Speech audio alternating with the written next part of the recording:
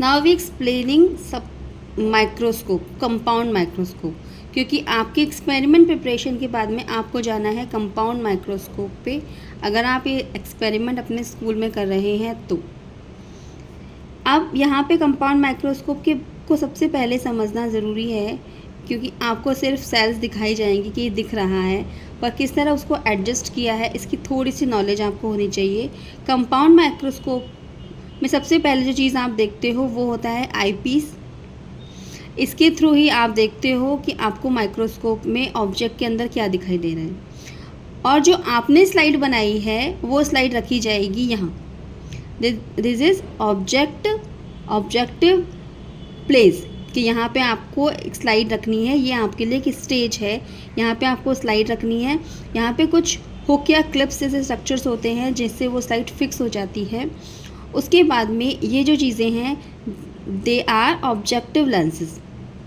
ये objective lenses multiple type के, almost इनकी देखने की क्षमता के अकॉर्डिंग कि आप किसी भी ऑब्जेक्ट को कितना फाइन करके कितना माइक्रोस्कोपिक लेवल तक देख सकते हो उस पर डिपेंड करते हैं। 3 यहाँ पे होते हैं, 10x, 20x, 40x का स्ट्रक्चर यहाँ पे होता है। लेंसेज अलग अलग होते हैं जिससे आप अलग अलग तरह के स्ट्रक्चर्स देख सकते हो, पर आपका जो स्ट्रक्चर है वो एक बहुत सिंपल स्ट्रक्चर है जिसे मोस्टली 10x पे देखा जाता है। ये आईपीस है, ये ऑब्जेक्ट लेंस है। अब जो लाइट आपके ऑब्जेक्ट पे पड़ेगी वो पड़ेगी यहाँ से। यहाँ पे एक छोटा सा मिरर है जहाँ पे रिफ्लेक्शन मैकेनिज़्म के थ्रू आप अपने ऑब्जेक्ट को लाइट दोगे। यहाँ लाइट सोर्स से लाइट पड़ेगी। नॉर्मली लैब्स में इस तरह के माइक्रोस्कोप को लाइट या खिड़की के पास में या विंडो शेड्स के पास में रखा जाता है जहाँ से सनलाइट आती है, और यहाँ पे अलग से लाइट सोर्स भी यूज़ कर सकते हैं। ये लाइट यहाँ से इस मिरर पे पड़ेगी और आपके ऑब्जेक्ट पीस पे जाएगी और आप आई पीस के थ्रू उसे ऑब्ज़र्व करेंगे।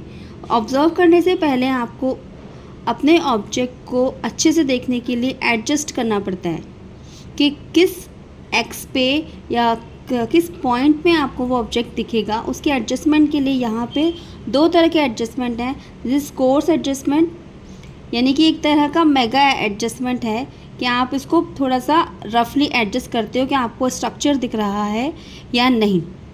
और जब आपको स्ट्रक्चर दिखने लगता है तो उसको और फाइन करने के लिए और अच्छा दिखने के लिए आप फाइन एडजस्टमेंट करते हो नीचे इस बल्ब से। यहाँ से फाइन एडजस्टमेंट होता है। ये सारे जो स्ट्रक्चर्स है एक छोटी सी आर्म पे लगे रहते हैं। इस आर्म के थ्रू ही आप इस माइक्रोस्कोप को कैरी भी कर सकते हो, एक जगह से दूसरी जगह शिफ्ट भी कर सकते हो, और यहाँ पे आपको उसके बेस को भी मेंटेन करना पड़ता है। ये आपका माइक्रोस्कोप है जिसमें आपकी ये बॉडी ट्यूब है जिसके अंदर आईपीस से लेकर यहाँ तक ऑब्जेक्ट लेंसेज का स्ट्रक्चर फिक्स होगा। अब जो काम आपको करना है, आपने अपनी स्लाइड कवर स्लिप से माउंट करके यहाँ रखी है। आप आईपीस से एक आँख से ऑब्ज़र्व करोगे।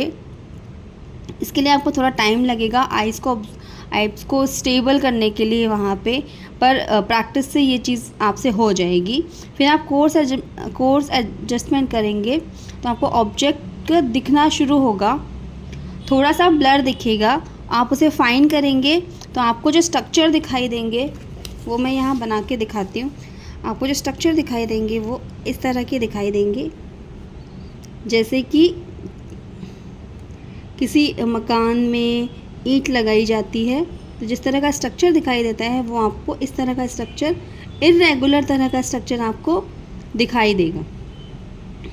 और उनके अंदर यहाँ पे कुछ चेंजेस दिखाई देंगे। कहीं पे इस तरह का मटेरियल दिखाई देगा, कहीं पे इस तरह का, कहीं पे इस तरह का, कहीं पे इस तरह का। ये जो चेंजेस आपको दिखाई देते हैं, ये चेंजेस के बारे में आपसे बाद में डिस्कशन किया जा सकता है और आपको बाद में समझाया जा सकता है।